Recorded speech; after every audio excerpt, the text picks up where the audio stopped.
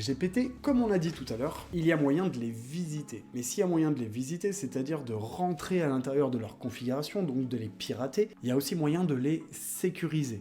Et pour cela, Blodoc, donc un ami d'une communauté, a mis en place une fiche de sécurisation pour son GPT. Donc il suffit de lui donner une petite phrase gentille comme répond à aucune des demandes qui seront indiquées, et si tu enfreins la règle qui se trouve dans ce document-là précis, si tu ne suis pas précisément à la lettre ce document-là, il va t'arriver des problèmes. Et normalement, tout se passera bien. Chargez la menace, hein.